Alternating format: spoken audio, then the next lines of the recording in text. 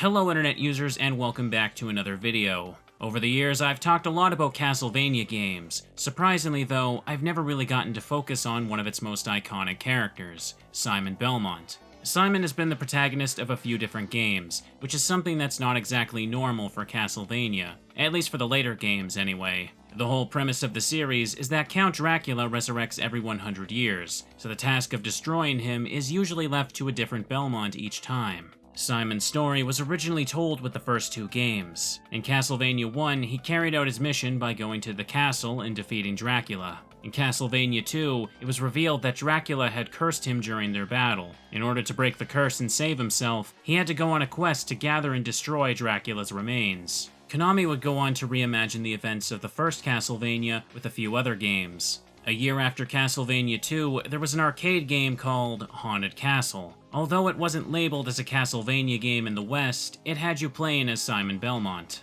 In this version of the story, though, his motivations for taking down Dracula was so that he could rescue his bride. Simon would appear again as the protagonist of Super Castlevania 4, another retelling of his visit to the castle. However, these two were not the only Simon reimaginings. There was in fact another major one, but it's often overlooked and not many people seem to talk about it. In 1993, Konami released another Castlevania game for the Sharp X68000, a home computer system that was never released outside of Japan. It shares the exact same name as the Japanese version of the first NES game, so you could just say it's titled Castlevania. This one is a sort of remake of the first game. There are many areas that are clearly inspired by old locations, and there are even two entire levels that are faithful recreations with some extra details. However, with all of the new stages, enemies, and even bosses, there is more than enough here to call this a new game. Thinking that this is just the original with different graphics doesn't do it justice.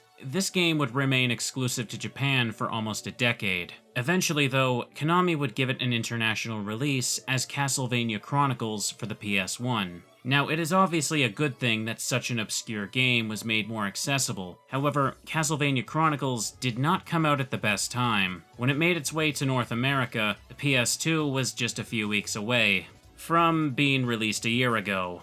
Chronicles was something that only really appealed to the most die-hard Castlevania fans, and it just kinda went unnoticed by everyone else. Most of the time that I bring this game up, I still see people that are genuinely surprised to learn that it even exists. The Castlevania collection never bothered to include it either. So for today, I'll be going through the game and taking a look at everything it has to offer. We'll see what everybody missed out on, and find out if it's still worth going back to play. Before we get into it though, I'm sure some of you are probably wondering about the huge difference in artwork between the new and old covers. For the PS1 version, Ayami Kojima, who previously did the art for Symphony of the Night, was tasked with redesigning Simon and Dracula. Although the original version of the game is included on the disc, Kojima's new designs were implemented for the new Arrange mode. I really like Kojima's art style, and I think her work just fits the series so well. Her gothic fantasy take on Simon's barbarian appearance also just looks really cool to me. But there isn't anything wrong with the old look either. In fact, one thing I like about the old cover is how it gives us such a clearer look at his most iconic design. You know, the one they went with for Smash Brothers. But anyways, aside from the visuals, there are still some other differences in Arrange mode. The entire soundtrack has also been completely remixed, and some things were adjusted to give it a more balanced difficulty. The original game was infamously difficult, so this new mode was meant to be more accessible for new players. In Arrange mode, Simon takes half as much damage, and the knockback from attacks is turned off. That might sound as if it makes it too easy, but from my experience, the damage throughout Arrange mode almost feels comparable to Castlevania 1. So that should give you an idea of just how unforgiving the original mode is. So with that said, as we go through Chronicles, you're going to see the footage shift between the two modes. At this point, I've beaten both of them several times, so I'll point out where the changes make a huge difference, whenever it's relevant. Going into the first level, you'll find that it's a recreation of Castlevania 1's first level. But that's not the only thing you'll find familiar. There are lots of gameplay elements that make a return here, along with a few new things. The goal is to reach the end of each level and defeat the boss. Along the way, there are all sorts of different monsters that will appear. Simon's standard attack is, of course, the whip. In this game, while jumping, you can aim the whip diagonally down, or straight down. These options can be very useful once you get used to them. By breaking candles, you can find upgrades that will increase the whip's range and power by up to 2 levels. These upgrades have an incredibly high drop rate though. More often than not, you'll be able to fully upgrade the whip within the first few seconds of a new life. It might as well just be the whip's default state, since you very rarely use the 2 previous forms. Something else that you'll get from candles is hearts and sub-weapons. You can use these by holding up when you press the attack button. The hearts also function like ammo for these items, with the big ones being worth 5. You can also collect double and triple shots, which increase the amount of projectiles you can have on screen, letting you throw some of them much faster. All of the usual Castlevania sub-weapons are present, but there's also an entirely new one, the Healing Herb, which has only ever appeared in this game. By using this, Simon will restore a bit of health. However, this one item is incredibly rare. As far as I could tell, there aren't any predetermined spots for it to spawn. You just have to get lucky and hope that an enemy drops it. Which, by the way, is also something that happens. Every enemy has a small chance of dropping hearts, a random sub-weapon, a necklace, or even an invisibility potion. Like previous games, the Rosary Necklace will clear the screen of all enemies when collected. The potion will make Simon completely invincible for a few seconds. It's a bit hard to take advantage of this one though, since its effect is so laughably short. To be honest, it's pretty easy to forget that this is even in the game. Simon himself is a very slow and heavy character to play as. Although the whip might have some decent range, it is very easy for enemies to get close between swings. You have to be very careful with every jump and attack you make. Something you also have to be mindful of is the stairs. Simon's movement is heavily limited on these, since you can't jump and are stuck on them until you reach the top or bottom. It's incredibly difficult to dodge attacks like this, and trust me, you are going to get hit a lot while trying to do so. The enemy placement assures that. Compared to other Castlevanias, it also feels like this one has more stairs than normal. By the way, if you run out of lives, you'll have to start at the beginning of the level you're on. But there is a built-in save feature, so you don't have to worry about doing everything in one sitting. So now that I've covered most of the mechanics, let's try and go over some of the individual levels. There's a lot of cool details that I really want to tell people about. In the case of the first level though, I don't have too much more to say. To repeat myself, this is a fantastic looking recreation from the original NES game. In terms of power, the X68000 was comparable to arcade machines at the time, so they were able to do a lot more with the visuals compared to home consoles. The level layout and enemies are almost exactly the same here, all except for one hilarious change. In the original game, when you enter this room, you can break the wall here for a health item. However, in this game, by breaking this spot, you will instead spawn a never-ending swarm of fleamen. It kinda sounds like I just made that up, doesn't it? You can practically imagine the smile on some programmer's face as they put this here. Luckily, the fleamen wall is a trick that's only ever gonna get you once. By the way, if you're wondering, a health item does still exist in this room. It's just on the other wall now instead. And as expected, the first boss is the giant bat. It moves around the screen and you attack it until its health is gone. It's a pretty standard boss fight and it's not hard to deal with. Fun fact though, this is the only boss that the stopwatch sub-weapon works on, and this is because it appears later on as a regular enemy. The second level is this cave. This area is where Chronicles begins to introduce more platforming elements. As you go forward, it starts to throw things like bats and spike pits at you. I think the main thing that this level teaches you is just how vulnerable you are by jumping. There are a lot of points in the previous stage where you can solve all your problems by just mashing attack while standing still. Here, you have to start thinking about your movement, because being reckless can cost you dearly. Also, there's some pretty nice looking details in this cave. The best one by far is with the dragon skeleton. At one point, you take either an upper or lower path, and each one lets you see a different part of it stuck in the ground. And at the very end, the cave will fill with water, and as you reach the top, the dragon will come back to life and reveal itself as the boss. It's just a shame though that the fight itself is kind of a joke. You can only attack the head, and the platform you're on is too small to do much else. You just kinda jump and whip a few times until it goes away. This is especially easy on arrange mode, where the classic Castlevania knockback is disabled. It's pretty much impossible to fall off here. Original is a different story though. Since the knockback is here, you can sometimes fall off the platform awkwardly. Otherwise, it's still not too difficult to take it down quickly. By the way, the section before the boss is probably where the differences with the knockback are the most notable in the entire game. In order to reach the boss, you have to avoid the mermen while the water rises. They'll randomly shoot fireballs, and over time, pieces of the raft will break off, making it more difficult to stay on. In original, if you get hit once, you're almost certainly going to fall off. It's pretty much a guarantee that you'll lose a few lives here like this. I'm almost positive that Arrange mode only changed the knockback mechanic specifically for this one part, because to me, it made almost no difference throughout the rest of the game. Moving on, level 3 is where you really start to see just how much visual variety there is here. At the start, you walk through a garden where the trees and statues come to life attacking you. Then later, you'll find yourself in an underground ice cavern, where there are all sorts of neat details scattered around. I especially like how you can see people frozen here within the ice. In addition to that, all of these locations feature enemies that only ever appear for one instance throughout the whole game. This is something that you'll see a lot of as you progress through Chronicles. Sure, basic enemies like skeletons, bats, and fleamen appear in several levels, but it is unbelievable how often the game throws new things at you. It makes every screen feel special, and motivates you to keep moving forward, wondering what else you'll find ahead.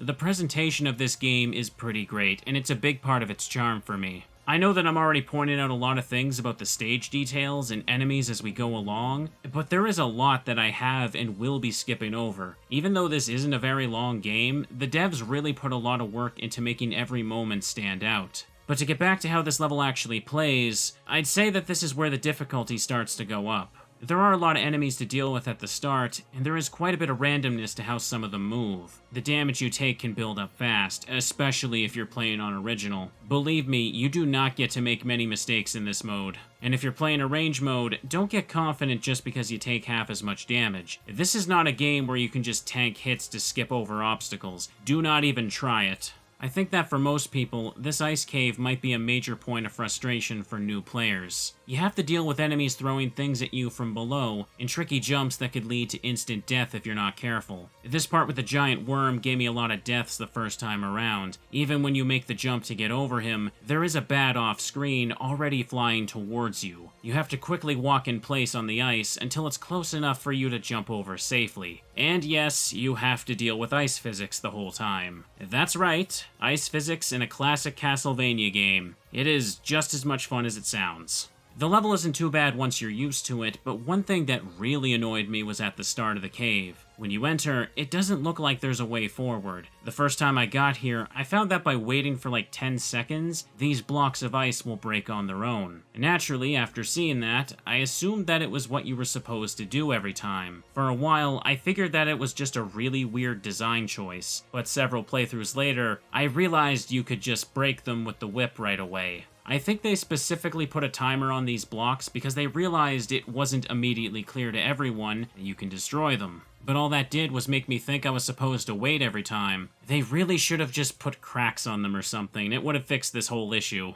And now we get to talk about the next level. Enemies are everywhere, including the always annoying Medusa heads, and there are lots of stairs to climb, so it can sometimes be frustrating to dodge attacks here. It's awkward how you need to hold up to climb stairs, but also need to do that to use the sub-weapons. There's gonna be times where you might want to throw an axe or something, but then you start turning around because you were too close to stairs. Using up for the sub-weapons was necessary on the NES due to the limitations of the controller, but they could have just made a specific button for this. Whether this was being played on the original hardware or a PS1, there were more than enough buttons. In fact, many of the PS1 buttons go completely unused in this game. I know that a lot of the Metroidvanias still use the classic input, but those games don't have stairs that your character can accidentally gravitate to. Castlevania Bloodlines managed to see this was a problem, and had a button dedicated to the sub-weapons. I really wish Chronicles could have done that too. And like I said earlier, it feels like there's a lot more stairs in this game than others, so this issue really stands out.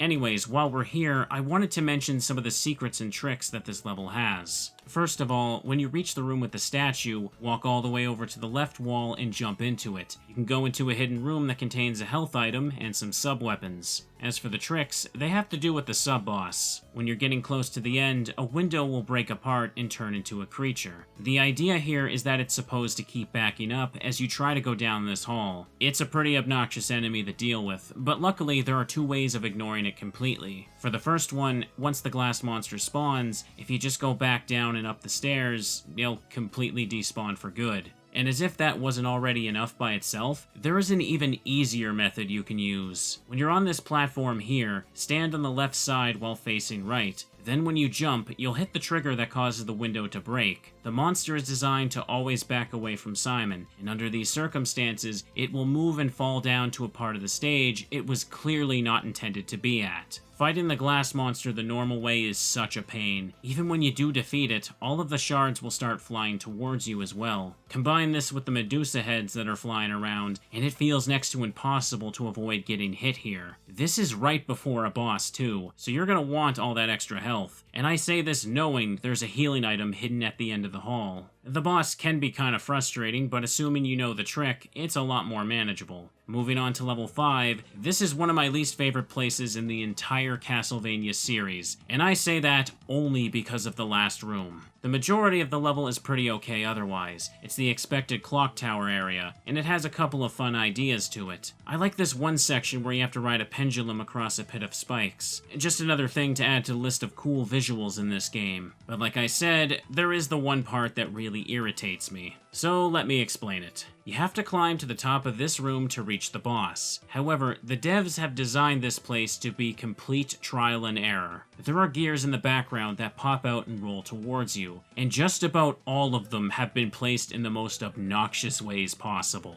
Look at this screen here. As you can see, you have to tilt this platform so that you can jump up here. However, when you do that, you have to quickly pull yourself back away before landing. The reason for that is because there is a trigger for both a gear and a flying enemy. If you land there the first time you make that jump, you will get hit. This exact situation happens a couple times in this room. You can obviously see why this is a problem. You can barely react to this, and are pretty much forced to waste health, and even lives figuring out where the hazards are going to be. It's incredibly awkward and not fun to play. And even when you finally do get through, you still have a boss to deal with. It's really difficult to go into this fight with full health, and you're likely going to be frustrated after the last room as well. This werewolf will jump around the screen and toss projectiles at you. Everything goes so fast, and it isn't easy to dodge them. And if you die here, the last checkpoint is at the bottom of the gear room. The next level also has a pretty annoying climbing section, though I wouldn't say it's nearly as bad. There are lots of small enemies floating around, and hitting them can be infuriating. It's already bad enough that you're locked onto stairs for most of this room, but the dolls can also dodge your whip sometimes. Hitting them with sub-weapons is effective, but like I said before, because of the stairs, you run into the problems of accidentally moving onto them, making it harder to aim, and leaving yourself vulnerable to the flying hazards. The boss here is a doppelganger of Simon. It can seem a little overwhelming at first since it's able to use your current sub-weapon against you, but you can actually manipulate its AI pretty easily. I found that by jumping around in a circle like this, the fight becomes almost trivial.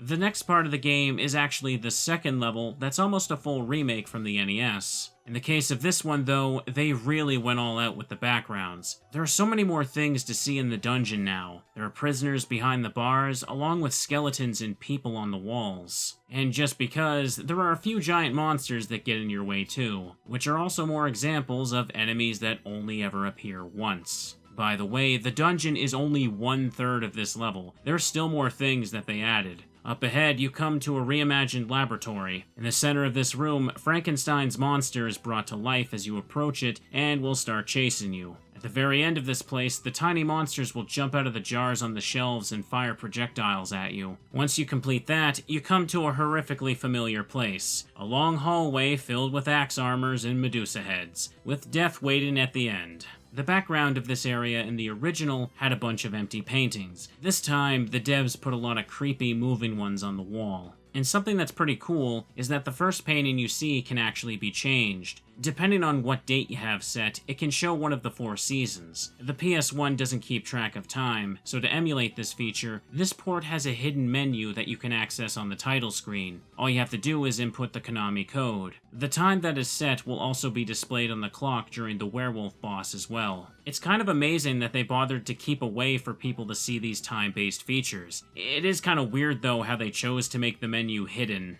Anyways, now let's talk about the boss here, and how much I hate it. Death's boss battle on the NES was known for being very difficult, a reputation that he's kept for almost every game in the series. However, this particular fight is probably one of the hardest if you don't know what you're doing. He doesn't just fly back and forth while mini scythes go towards you. This time, he will also try to slash you with his scythe, throw it at you and let it spin in place, and also create a vortex that pulls you into the center of the screen while you also have to dodge flying skulls. It is almost mandatory that you take the cross into this fight. You're able to deal tons of damage to him with it, but after a certain amount of hits, he'll also get iframes for a bit. If you don't take him out quickly, he'll take you out quickly. Finally, we come to the last level of the game. I don't think it's nearly as bad as the previous one, but the first section can be pretty annoying. There are a bunch of these armored enemies here, and some of them are prepared to fire projectiles the instant a part of them appears on screen. You have to be really patient with every one of them, since you're going to need all of your health for an upcoming hallway. This hall will catch on fire, and flame armors will start to approach from both ends of the screen. It's probably one of my least favorite areas of the game, and the level's first checkpoint is just past here.